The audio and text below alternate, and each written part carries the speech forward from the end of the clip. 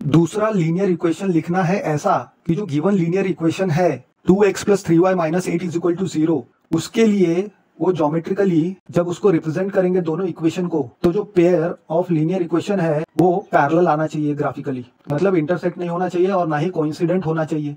तो पैरेलल का कंडीशन हमको पता है कि b1/b2 ≠ c1/c2 होना चाहिए। तो सबसे पहले हम देखेंगे कि कंडीशन क्या होता है इंटरसेक्टिंग लाइन का। अगर पेयर ऑफ इक्वेशन से जो मिला हुआ लाइन है उसका ग्राफिकल रिप्रेजेंटेशन इंटरसेक्ट होना चाहिए या यूनिक सोल्यूशन उसने देना चाहिए या फिर कंसिस्टेंट इक्वेशन होना चाहिए, तो ऐसे इंटरसेक्टिंग लाइन के लिए कंडीशन हमारा क्या है कि a1/a2 ≠ b1/b2। और दूसरा कंडीशन, दूसरा केस जो है पेयर ऑफ इक्वेशन के लिए जिसपे हमको इन्फिनिटली मेनी सोल्यूशन मिलते हैं, यानी लाइन जो है वो कोइंसिडेंट है, कंसिस्टेंट भी है, कोइंसिडेंट भी है, इन्फिनिटली मेनी सोल्यूशन भी दे रहा है और डिपेंडेंट भी है। तो ऐसे लाइन के लिए हमारे पास कंडीशन क्या है, तीनों रेशियो इक्वल होने चाहिए, यानी a1/a2 = b1/b2 = c1/c2 आना चाहिए। और तीसरा केस क्या है, नो सोल्यूशन के लिए, मतलब कोई भी अगर सोल्यूशन नहीं मिलना है हमको, दो पेयर ऑफ नहीं मिलना है, अगर हमको दो इक्वेशन लीनियर इक्वेशन दिए हुए उनमें से, तो वो ना इंटरसेक्ट होने चाहिए ना कोइंसिडेंट लाइन होने चाहिए ग्राफिकली। तो inconsistent pair of linear equation के लिए हमारे पास कंडीशन क्या है, b1/b2 ≠ c1/c2 होना चाहिए। इनकंसिस्टेंट पेयर ऑफ इक्वेशन या पैरेलल लाइंस बोल लीजिए, तो b1/b2 ≠ c1/c2 होना चाहिए।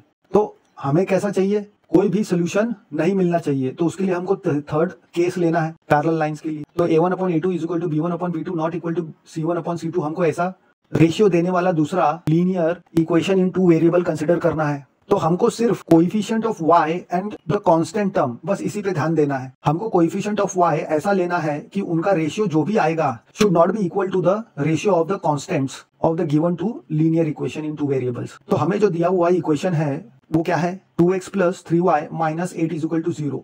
y के कोएफिशिएंट का ratio should not be equal to the ratio of the constant. तो हमने दूसरा इक्वेशन ले लिया 3y, 2x + 3y - 6 = 0। तो जब 3/3 करेंगे तो 1/1 मिलेगा रेशियो y के कोएफिशिएंट का, और कांस्टेंट का रेशियो -8/6 करेंगे तो हमको 4/3 मिल जाएगा। तो इक्वल नहीं आ रहे, तो ये इक्वेशन भी हमारा पैरेलल लाइंस के लिए पेयर बन जाएगा।